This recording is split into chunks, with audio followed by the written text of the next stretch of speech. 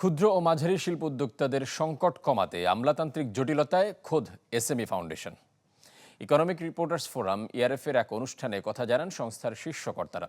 জানান, কর্পোরেট প্রতিষ্ঠানের আগ্রাসন থেকে বাঁচাতে প্রয়োজন উপযুক্ত নীতি সহায়তা।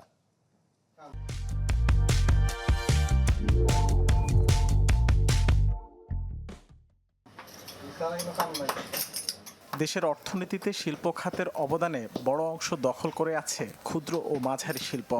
প্রায় এক যুগ আগের সমীক্ষা ছাড়া নতুন কোনো সমীক্ষা না থাকলেও সংশ্লিষ্টদের মতে প্রত্যক্ষ ও পরোক্ষভাবে দেশের প্রায় অর্ধেক মানুষের রুটি রুজির বন্দোবস্ত এই খাত ঘিরেই। ইকোনমিক রিপোর্টার্স ফোরাম ইআরএফ-এ ক্ষুদ্র ও মাঝারি শিল্পের সংকট ও সম্ভাবনা শীর্ষক অনুষ্ঠানে বক্তারা জানান, এখনও তাদের বড় সংকট পুঁজি। তাছাড়া তথ্য উপাত্তের অভাবে হিসাবের বাইরে রয়ে গেছে উদ্যোক্তাদের বড় অংশ। ফাইন্যান্সিং অ্যাভেলেবিলিটির জন্য একটা ফোকাস থাকা উচিত নারী উদ্যোক্তাদের জন্য, যুবক উদ্যোক্তাদের জন্য এবং নতুন করে এসেছে স্টার্টআপ বিজনেসের জন্য। ইনফরমাল সেক্টরে এদের এনআইডি কার্ড হলিয়া না, হ্যাঁ, এইটার মাধ্যমে আমরা ইন্টারফেস করে তাদেরকে সহযোগিতা দেওয়া যায় কিনা এটা আমরা তুলে ধরবো।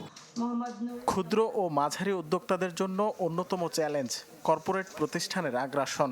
কিন্তু নীতি নির্ধারণে খোদ সরকারি সংস্থাটিকেই আমলাতান্ত্রিক জটিলতার সম্মুখীন হতে হচ্ছে, যে কারণে মিলছে না সমাধান।